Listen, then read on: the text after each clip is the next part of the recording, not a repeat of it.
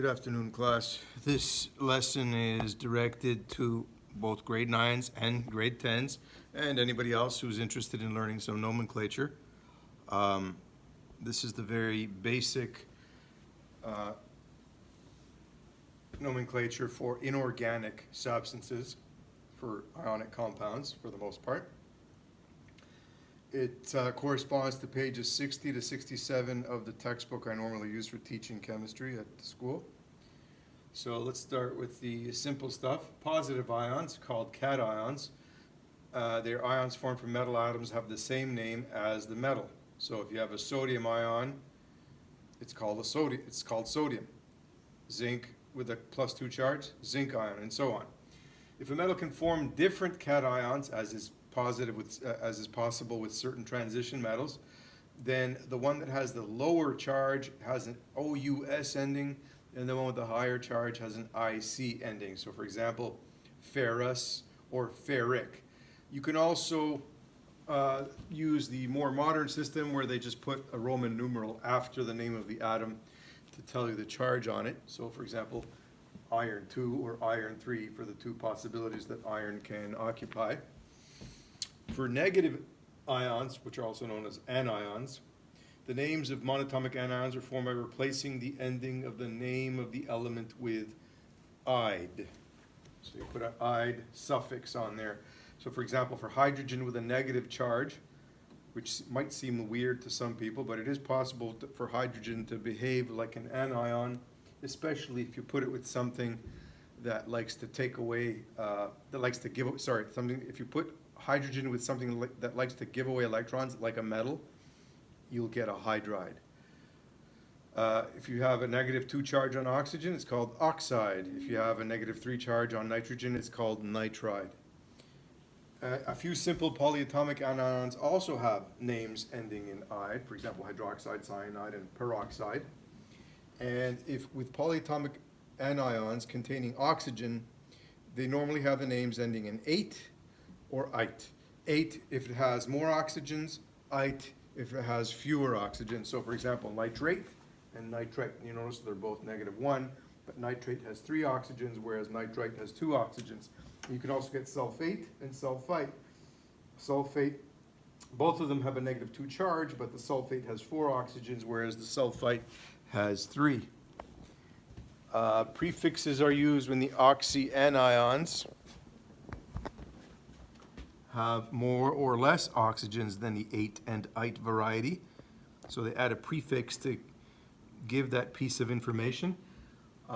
So for example, if you have chlorate, you have 3 oxygens on the chlorine atom. You'll notice these ones are all -1. But if you add another oxygen, you get perchlorate. If you take away an oxygen, obviously you get chlorite. If you take away 2 oxygens, you get hypochlorite. And if it has no oxygens, if it's just the atom by itself, it has an "-ide" ending, as mentioned before.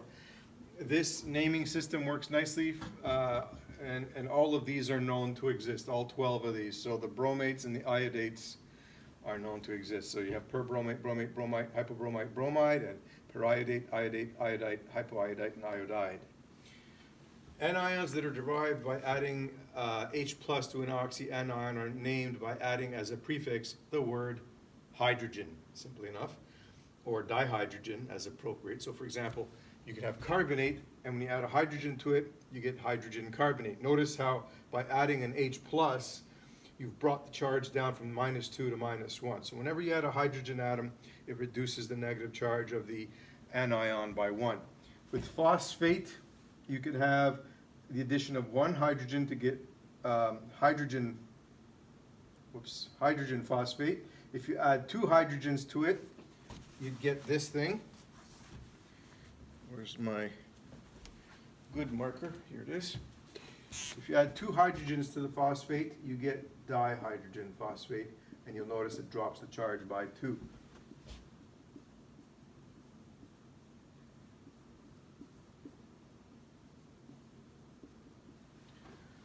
Ionic compounds is the third section. Names of ionic compounds consist of the cation name followed by the anion name. So for example, calcium chloride, aluminum nitrate.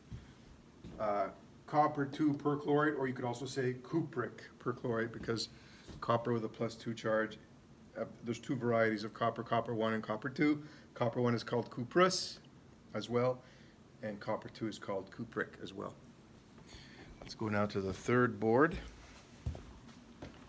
I got 4 boards for you today.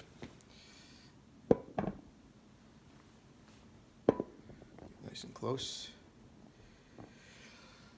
Names and formulas of acids. Acids containing anions whose names end in "ide" are named by changing the "ide" ending to "ic", adding the prefix hydro to this anion name, and then following with the word acid. So for example, if you have chloride and you add an H to it, you get hydrochloric acid, which is HCl. If you have chlorate anion, you add H to it to form the acid, you get chloric acid, which is HClO3. If you have perchlorate, you get perchloric acid. And with the lower number of oxygen atoms added to the chlorine, you get chlorite and hypochlorite. When you add an H plus to those ones, you drop the ite ending and you put OUS. And then of course put the word acid at the end. So chlorous acid and hypochlorous acid result from chlorite and hypochlorite respectively. So that's acid nomenclature. Of course, not all the variants of the other mineral acids, of the other polyatomic acids exist. These are known to exist, however.